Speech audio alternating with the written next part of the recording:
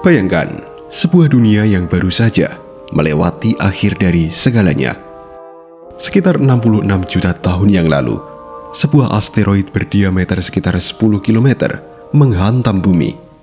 Benda langit ini yang melaju puluhan ribu kilometer per jam menghujam semenanjung Yucatan di Meksiko, menciptakan kawah raksasa yang kita kenal sebagai Chicxulub. Dampaknya tak terbayangkan. Energi yang dilepaskan setara dengan miliaran bom atom.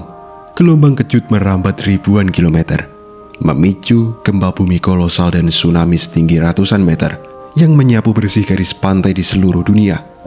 Material yang terlempar dari kawah terlontar kembali ke atmosfer, memanas saat masuk kembali, dan menghujani permukaan planet sebagai triliunan bola kaca panas. Langit secara harfiah terbakar, hutan di seluruh dunia musnah dalam badai api global.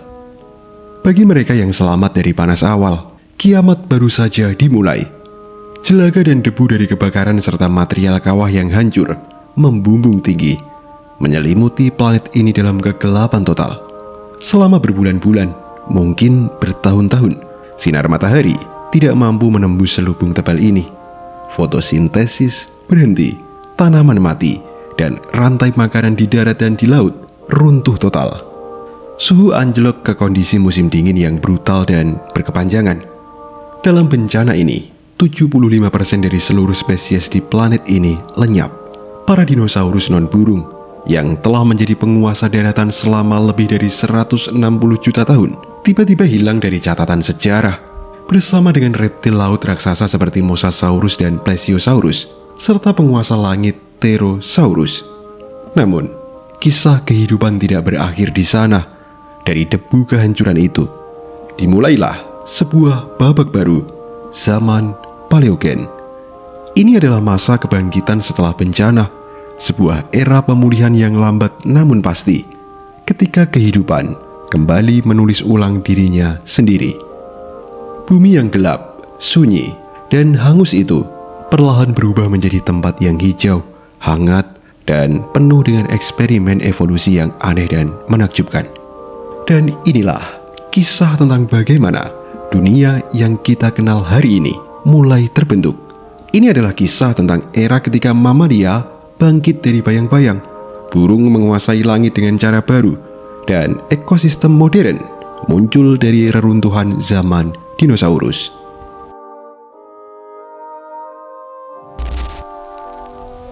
Dunia yang baru bangun dari kematian. Setelah asteroid itu menghantam, dunia menjadi tempat yang hampir tak layak huni. Kegelapan pasca dampak adalah pembunuh yang senyap. Tanpa matahari, suhu global rata-rata turun drastis. Ekosistem laut yang bergantung pada alga fotosintetik, mereka semua kolaps. Di daratan, pemakan tumbuhan besar mati kelaparan, diikuti dengan cepat oleh para predator puncak yang memburu mereka. Lalu, siapa yang selamat? Jawabannya terletak pada ukuran dan gaya hidup. Yang selamat adalah mereka yang kecil, yang bisa bersembunyi, dan yang tidak pilih-pilih makanan. Di darat, mamalia kecil seukuran tikus yang hidup di liang bawah tanah berhasil lolos dari panas awal dan bisa bertahan dalam kegelapan dengan memakan serangga, akar, atau sisa-sisa materi yang membusuk. Buaya dan kura-kura, berkat metabolisme berdarah dingin dan gaya hidup semi-akuatik, mampu bertahan dalam periode kelaparan yang panjang.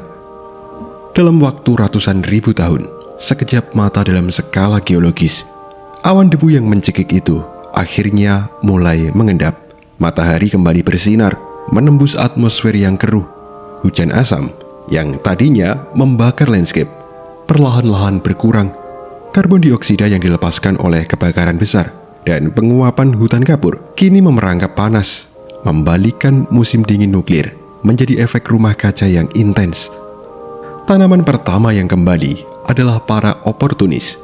Catatan geologis menunjukkan adanya lonjakan pakis di seluruh dunia. Lapisan batuan di mana spora pakis mendominasi. Pakis adalah pionir ulung, mampu tumbuh cepat di tanah yang terganggu dan hangus. Zaman Paleogen dimulai. Masa ini yang berlangsung dari 66 hingga 23 juta tahun yang lalu dibagi menjadi 3 epos, yakni Paleosen, Eosen, dan Oligosen. Ini adalah masa ketika bumi bangun dari kematian dan mencoba menata ulang kehidupannya. Tanpa para dinosaurus, ruang evolusi atau ceruk ekologi terbuka lebar. Peran sebagai herbivora besar, predator puncak, dan pemakan buah di kanopi, semuanya kosong. Kehidupan kecil yang selamat kini memiliki kesempatan untuk bereksperimen, berevolusi, dan menguasai dunia yang baru dan sepi itu. Langit yang sunyi, hutan yang tumbuh kembali. Di zaman kapur akhir, dunia didominasi oleh tumbuhan runcung atau konifer dan sikas. Namun, kepunahan massal mengubah segalanya. Tumbuhan berbunga atau angiosperma yang sudah ada tetapi sering terpinggirkan, ternyata lebih tangguh. Benih mereka yang kuat dan kemampuan mereka untuk bereproduksi dan menyebar dengan cepat memberi mereka keunggulan di dunia pasca kiamat. Setelah dominasi singkat para pakis, tumbuhan berbunga mengambil alih. Hutan-hutan pertama di zaman Paleosen adalah pemandangan yang aneh, mungkin didominasi oleh beberapa spesies yang tumbuh cepat. Namun, seiring berjalannya waktu, keragaman meledak. Pohon-pohon modern seperti palem, magnolia, sycamore, dan kerabat awal pohon ek mulai membentuk kanopi yang lebat. Hutan-hutan tropis dan subtropis yang subur ini mulai menjalar dari Khatulistiwa, menyebar jauh ke utara dan selatan, bahkan mencapai wilayah kutub yang kini bebas es. Atmosfer yang kaya karbon dioksida bertindak sebagai pupuk super, mendorong pertumbuhan vegetasi yang cepat dan subur. Dunia yang tadinya hangus, kini menjadi hijau dan lembab. Tanaman-tanaman baru ini menjadi fondasi ekosistem baru. Mereka menyediakan makanan berlimpah dalam bentuk daun, nektar, buah, dan biji-bijian. Ini pada gilirannya memicu evolusi serangga yang berspesialisasi pada tanaman ini. Dunia yang dulu sunyi, yang hanya diisi oleh gemerisik reptil kecil, kini mulai kembali hidup. Langit adalah simbol perubahan terbesar selama zaman Mesozoikum. Langit dikuasai oleh Pterosaurus. Beberapa di antaranya seukuran jerapah. Mereka semua lenyap. Langit Paleosen menjadi sunyi, namun tidak sepenuhnya kosong. Satu garis keturunan dinosaurus selamat, yakni burung. Para penyintas ini kemungkinan besar adalah spesies yang hidup di tanah atau dekat air, mirip dengan burung pantai atau puyuh modern. Tanpa persaingan dari Pterosaurus dan dengan melimpahnya serangga serta biji-bijian baru, mereka mulai berevolusi mengisi kekosongan di angkasa. Bayangkan, sebuah bumi yang hijau dan beruap, dengan kabut pagi menggantung di antara pepohonan yang asing, dan suara-suara pertama dari burung-burung modern menggema di udara.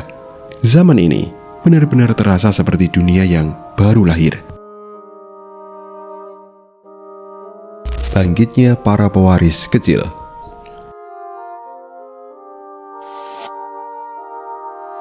Dengan perginya para dinosaurus, mamalia akhirnya keluar dari persembunyian mereka. Selama lebih dari 100 juta tahun di zaman Mesozoikum, mereka hanyalah makhluk kecil, berbulu, dan sebagian besar aktif di malam hari. Mereka hidup dalam ketakutan konstan di bawah bayang-bayang raksasa. Mereka tidak lebih besar dari musang atau tikus, bertahan hidup dengan memakan serangga atau tanaman kecil.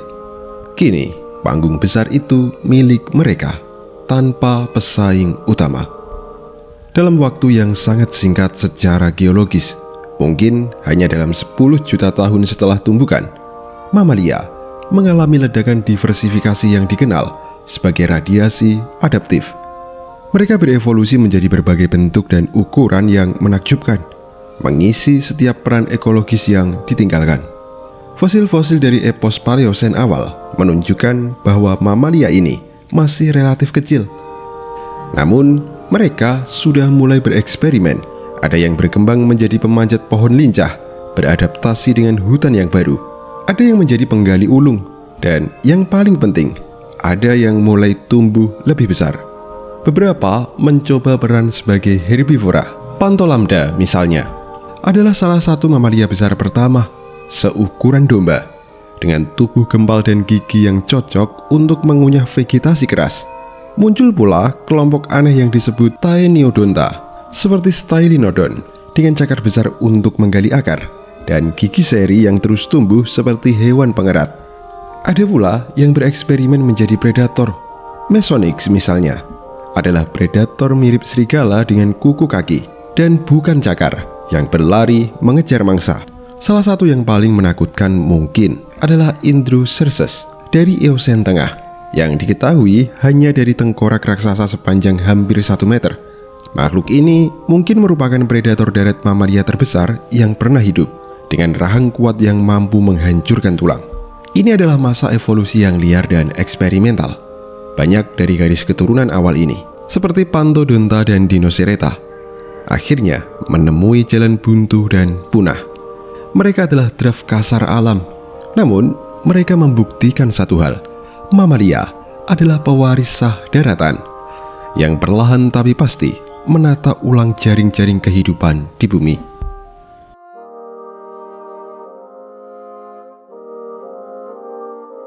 Burung mengambil langit yang ditinggalkan.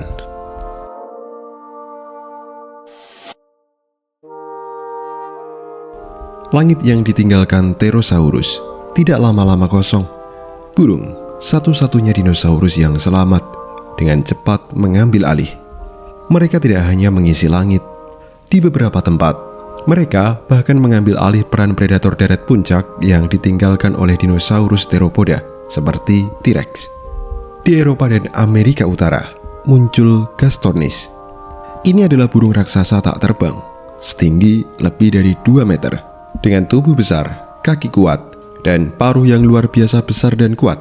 Castornis adalah pemandangan yang menakutkan di hutan Paleosen dan Eosen. Selama bertahun-tahun, ahli paleontologi berdebat apakah ia adalah predator ganas yang menggunakan paruhnya untuk membunuh mamalia awal, atau herbivora yang menggunakannya untuk memecahkan biji dan kacang-kacangan besar. Bukti kimia terbaru dari tulangnya menunjukkan bahwa ia kemungkinan besar adalah pemakan tumbuhan. Namun, di Amerika Selatan, yang saat itu merupakan benua pulau yang terisolasi, kelompok burung yang berbeda benar-benar mengambil peran predator. Mereka adalah Porus racids atau burung teror. Makhluk seperti Kelengen memiliki kaki pelari yang panjang dan paruh bengkok setajam kait daging. Mereka adalah predator puncak tak terbantahkan di benua mereka selama jutaan tahun. Sementara itu, di udara, evolusi juga berlangsung cepat. Leluhur burung modern yang seperti bebek, burung hantu, dan elang mulai muncul. Langit yang dulu diisi oleh kepakan sayap kulit Pterosaurus, kini diisi oleh kepakan sayap berbulu. Di belahan bumi selatan, kelompok burung lain mengambil jalur yang sama sekali berbeda. Di perairan sekitar Selandia Baru, muncul Waimano, salah satu penguin paling awal yang diketahui. Ia belum seefisien penguin modern dalam hal berenang, tetapi ia menunjukkan bahwa burung mulai mengeksploitasi alam, mengisi ceruk yang ditinggalkan oleh reptil laut yang punah. Burung menjadi simbol pertama kebangkitan setelah kiamat. Mereka terbang di langit dunia yang baru dan menguasai daratan yang baru pula.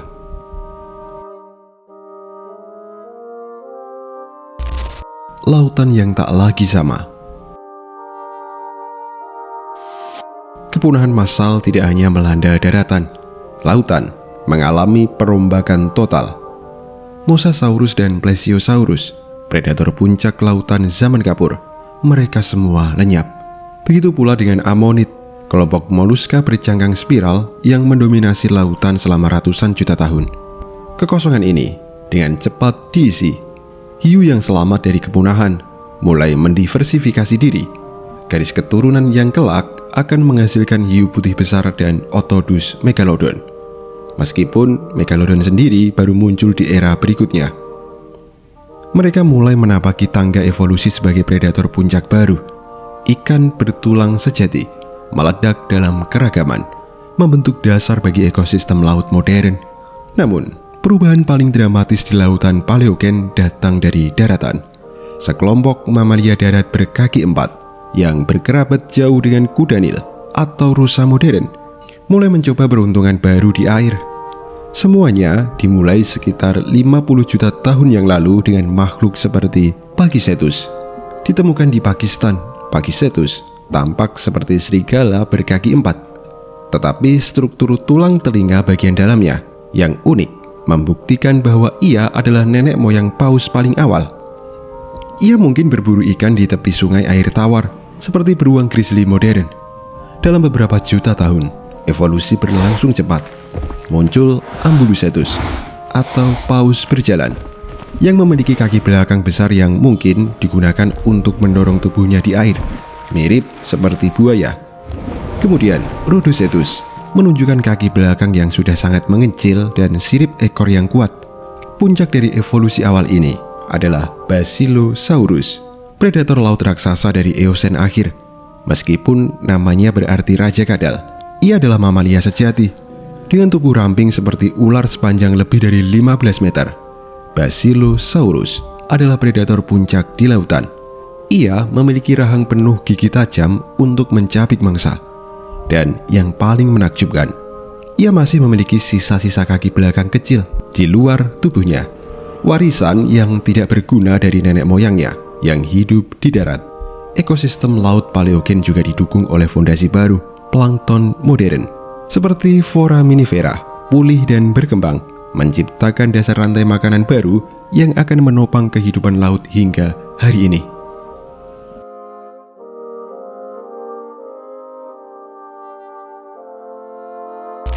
Iklim panas yang menyelimuti dunia. Zaman Paleogen, terutama bagian tengahnya di epos Eosen, dikenal sebagai salah satu periode terpanas dalam sejarah bumi sejak 500 juta tahun terakhir. Ini adalah dunia rumah kaca, tidak ada lapisan es permanen di kutub, baik di Arktik maupun Antartika. Suhu rata-rata global mungkin 10 hingga 15 derajat Celcius lebih tinggi daripada sekarang. Perbedaan suhu antara khatulistiwa dan kutub juga jauh lebih kecil. Lalu, apa buktinya? Jawabannya, fosil.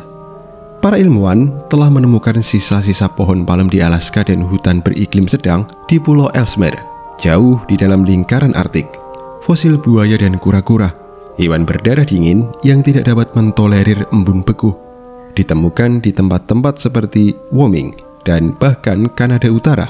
Seluruh planet dari kutub ke kutub diselimuti oleh hutan. Penyebab iklim panas ini adalah tingginya kadar gas rumah kaca, terutama karbon dioksida. Sumbernya kemungkinan besar adalah aktivitas vulkanik yang masif dan berkepanjangan, termasuk sisa-sisa dari letusan Deccan Traps di India yang dimulai sebelum hantaman asteroid, serta pelepasan metana dari dasar laut. Iklim yang panas dan lembab ini menciptakan dunia yang sangat berbeda.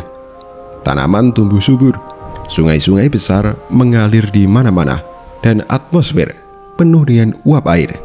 Bagi kehidupan, kondisi ini ideal untuk pertumbuhan, fotosintesis berlangsung cepat, dan ekosistem berkembang dengan pesat. Namun, keseimbangan ini juga rapuh. Atmosfer yang sudah serat dengan karbon membuat bumi sangat sensitif terhadap perubahan kecil. Sensitivitas inilah yang akan memicu salah satu peristiwa perubahan iklim paling mendadak dalam sejarah planet ini.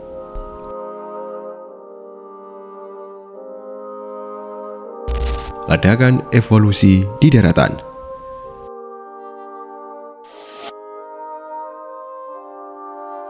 Jika Paleosen adalah era pemulihan dan eksperimen, Eosen adalah era ledakan keragaman. Di daratan yang hangat dan tertutup hutan ini, mamalia benar-benar mengambil alih dan membentuk garis keturunan yang kita kenal hari ini. Kelompok-kelompok utama mamalia modern semuanya muncul di periode ini. Di hutan Eosen, kita akan menemukan Perissodactyls, hewan berkuku ganjil. Salah satunya adalah Heracotherium, sering disebut Eohippus, nenek moyang kuda paling awal. Ia sama sekali tidak terlihat seperti kuda modern. Ia hanya seukuran anjing terrier, dengan 4 jari di kaki depan dan 3 di belakang, serta gigi-gigi yang cocok untuk memakan daun-daun lembut di lantai hutan. Bersamaan dengan mereka, muncul pula nenek moyang badak dan tapir, serta kelompok raksasa yang kini telah punah. Brontotherium atau binatang guntur, herbivora besar mirip badak dengan tanduk bercabang aneh di hidungnya. Kelompok Artiodactyl, hewan berkuku genap, mereka juga berkembang, yang nantinya akan memunculkan unta, babi, rusa, dan sapi. Bahkan nenek moyang gajah paling awal, Muritherium, muncul di Afrika Utara. Makhluk seukuran babi ini hidup semi-akuatik di rawa-rawa dan baru memiliki belalai yang sangat pendek. Di hutan tropis yang rimbun, kelompok mamalia lain menemukan rumah mereka di kanopi. Primata awal seperti Nortactus di Amerika Utara dan Adapis di Eropa. Mereka berkembang pesat dengan mata yang menghadap ke depan untuk persepsi kedalaman yang lebih baik dan jari-jari yang lincah untuk menggenggam. Mereka beradaptasi dengan sempurna untuk kehidupan di pepohonan, memakan buah-buahan, daun, dan serangga. Mereka adalah bagian penting dari ekosistem hutan yang baru ini. Setiap lapisan fosil di Eosen menunjukkan ledakan inovasi biologis, dan disinilah cetak biru kehidupan mamalia modern terbentuk.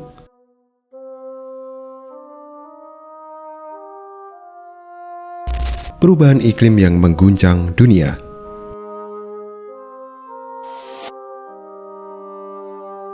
Sekitar 56 juta tahun yang lalu, di perbatasan antara epos Paleosen dan Eosen, bumi mengalami guncangan iklim yang dahsyat.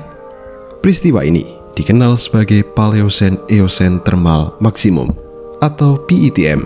Dalam waktu geologis yang sangat singkat, mungkin hanya beberapa ribu tahun, sejumlah besar karbon, mungkin dalam bentuk metana, dilepaskan ke atmosfer dari dasar laut.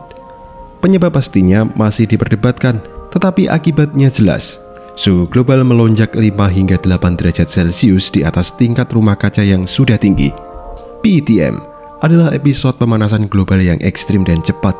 Lautan menjadi lebih asam karena menyerap CO2, menyebabkan kepunahan massal di antara organisme laut dalam. Di daratan, dampaknya sangat besar. Hutan tropis menyusut, dan kondisi yang lebih kering dan musiman mulai muncul. Bagi mamalia, peristiwa ini adalah krisis sekaligus peluang.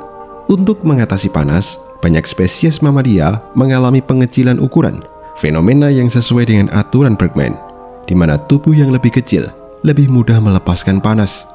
PETM juga memicu gelombang migrasi besar-besaran. Tingkat pemanasan yang ekstrim memungkinkan hewan dan tumbuhan tropis untuk bermigrasi melintasi jembatan darat lintang tinggi yang sebelumnya terlalu dingin. Ini adalah saat di mana kelompok-kelompok seperti primata dan kuda pertama muncul di Amerika Utara, kemungkinan besar bermigrasi dari Asia atau Eropa. Peristiwa PETM adalah pelajaran penting dalam sejarah bumi. Butuh waktu sekitar 150.000 tahun bagi planet ini untuk menyerap kelebihan karbon dan untuk mendingin kembali. Ini menunjukkan betapa cepatnya iklim dapat berubah dan betapa drastisnya kehidupan harus beradaptasi untuk bertahan hidup. Dunia menuju modernitas. Setelah puncak panas Eosen, zaman Paleogen memasuki babak terakhirnya, epos Oligosen. Periode ini menandai titik balik besar. Dunia rumah kaca mulai berakhir dan planet ini memulai tren pendinginan jangka panjang yang berlanjut hingga hari ini. Penyebab pendinginan ini bersifat tektonik. Pertama, benua Antartika akhirnya terpisah sepenuhnya dari Amerika Selatan dan Australia, melayang sendirian ke atas kutub selatan. Hal ini memungkinkan terbentuknya arus sirkumpolar Antartika, arus laut raksasa yang mengelilingi benua itu, mengisolasinya dari perairan hangat dan menyebabkannya membeku. Dan untuk pertama kalinya dalam puluhan juta tahun, lapisan es permanen terbentuk di kutub selatan. Lalu yang kedua, lempeng benua India terus menabrak Asia, mendorong daratan tinggi Tibet dan pegunungan Himalaya. Pengangkatan pegunungan besar ini mengubah pola cuaca global dan menyerap sejumlah besar CO2 dari atmosfer melalui pelabuhan batuan. Dunia Oligosen adalah dunia yang sangat berbeda dari Eosen. Iklim menjadi lebih kering dan lebih musiman. Hutan tropis yang lebat mulai menyusut, digantikan oleh jenis ekosistem yang sama sekali baru, padang rumput atau sabana. Perubahan landscape ini memicu revolusi-evolusi lainnya. Mamalia penghuni hutan harus beradaptasi atau punah. Brontotherium raksasa punah. Sebagai gantinya, hewan yang beradaptasi untuk berlari di tempat terbuka dan memakan rumput yang keras dan berpasir mulai berkembang. Nenek moyang kuda berevolusi dengan kaki yang lebih panjang untuk berlari dan gigi yang lebih tahan aus untuk mengunyah rumput. Di lautan, paus sejati, termasuk paus balin pertama yang menyaring makanan, telah sepenuhnya menguasai lautan, menggantikan Basilosaurus. Menjelang akhir Paleogen, sekitar 23 juta tahun yang lalu, dunia mulai terlihat jauh lebih modern. Benua-benua hampir mencapai posisi mereka saat ini. Pola iklim modern dengan kutub yang dingin dan zona beriklim sedang telah terbentuk.